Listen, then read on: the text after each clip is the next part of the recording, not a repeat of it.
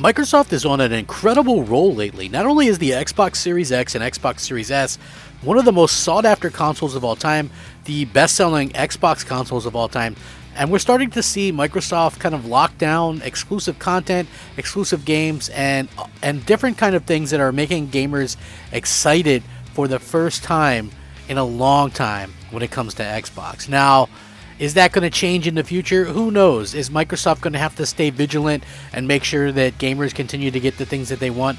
Absolutely. Did I ever hype up a huge performance difference between Xbox Series X and PS5? Absolutely not. And why didn't I do that? Because I knew that the performance difference would be pretty minimal, and no matter what, we probably wouldn't see a huge difference. This in particular is a incredible feat, and when you think about it, is probably a much bigger difference than what we'll probably see in the future between Xbox and PlayStation 5. But I always just thought it was kind of funny to kind of push back a little bit. A lot of PlayStation fans obviously love the idea that the Xbox is less powerful somehow, but I always think that's a really big mistake for PlayStation fans to focus on that. If you're a PlayStation fan, my advice is to kind of stick with, the great exclusive that Sony has as a selling point. The main reason why I say that is because the Xbox Series X is indeed a much more powerful console, and not only is it a much more powerful console, it is a console that could at any time start to mature and get some improvements in terms of comparisons and performance and stuff like that. And we actually saw that, and I want to get into it. Hey everybody, I'm Crap Gamer, and this is Crap Gamer Reviews, your home for gaming news, opinions, reviews, and much more. You'll probably notice a few changes around here, but that shouldn't stop you from leaving us a like, and possibly even consider subscribing if you haven't already done so. Thank you so much for choosing to spend some of your free time with me today. It means the absolute world to me. And if you are spending some time with me watching my videos, why not leave a like? Pretty much that's all I ask for. A like on a video helps that video to be seen, and it also helps the channel to grow. Believe it or not, you help me if you enjoy the content, and I help you by providing the content. So it's kind of a win-win situation. Thank you guys very much for always rocking out with me. Now, the thing about performance issues, we've seen it quite a bit so far this generation, where PlayStation 5 would have a slight advantage in a couple of instances and things like that. Is that something that's going to continue to be the case? Listen, I don't really know if that's going to continue to be the case, but what I can tell you is that the Xbox Series X is a great console, and it continues to perform at a very good clip, and gamers are excited by the prospects of what Microsoft is doing. They're very consumer friendly, right? That's the thing that I think people don't realize, is just how consumer friendly Microsoft is. They continue to do things that other companies probably can't afford to do, and it really pays off well for gamers. Now, when it comes to like this entire performance issue, this game in particular, like people might laugh or whatever, but Lego Star Wars: The Skywalker Saga, the comparison, which I'm going to link all this in the description, you guys can check it out. On the PlayStation 5, it's 4K or 30 frames per second with the common of 1980p. Or you can do dynamic 1440p at 60 frames with common 1368p. So for it to get 60 frames, you got to be 1440p.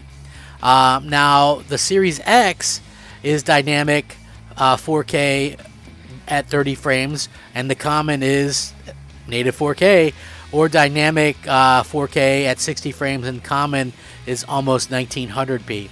That's quite a big difference between it, something along the lines of 35% to 40% difference in performance. The Series S itself can do 60 frames at 1260p, which is only 100p less than the PS5 if you think about it, although common is 1152p. So weird dynamic resolutions across the board, but according to this, all versions have the same quality of shadows, textures, ambient occlusion, and draw distance The PC version has slight advantages in reflections.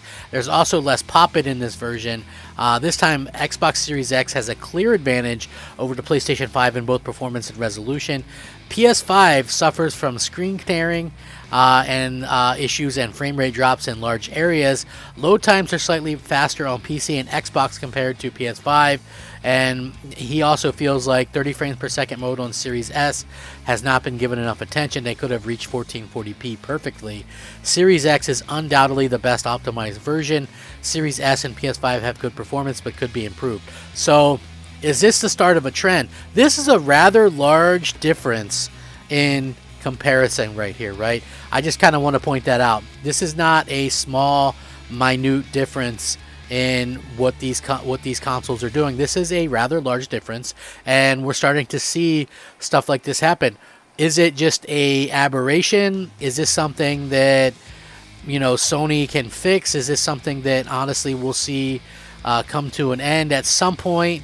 Honestly, I think a lot of people are going to start to see stuff like this happen a little bit more often. Now, it's not the delta for 40 to 50 frames more per second on Xbox that, you know, some YouTubers claimed, but what we are seeing is, in general, performance that's steady, that's also a much better situation for the resolution, getting a higher base resolution. Now, is higher base resolution, does that mean we're going to see that in the future continue to be the case? Listen, I don't really know. I don't think anybody really knows.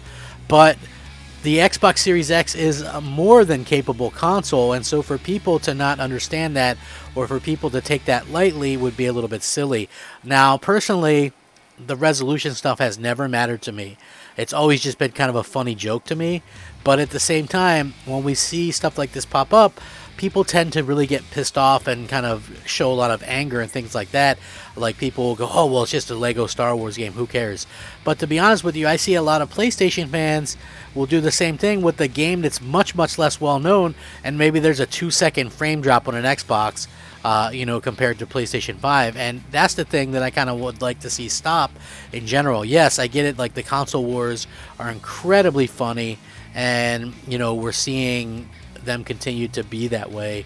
But at the end of the day, Microsoft and Sony have both put out some incredible machines, and we're really kind of seeing the best of both worlds here. And I think that we as fans should definitely look to that as being a fantastic thing instead of looking at it as this negative situation. I think that we are in a really good point in time for gamers, and it's just incredible to see how people are kind of reacting to the Xbox just doing so well. I'm just being honest, the Xbox is doing much better than anybody expected, and I think fans should really kind of look to it as a great sign of the future that Microsoft is believing in. I've already gone over this in multiple videos before.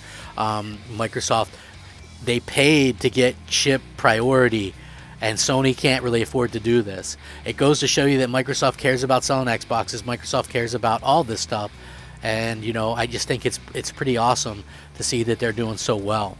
Anyway, I'm going to link this. You guys can check it out. Let me know what you guys think.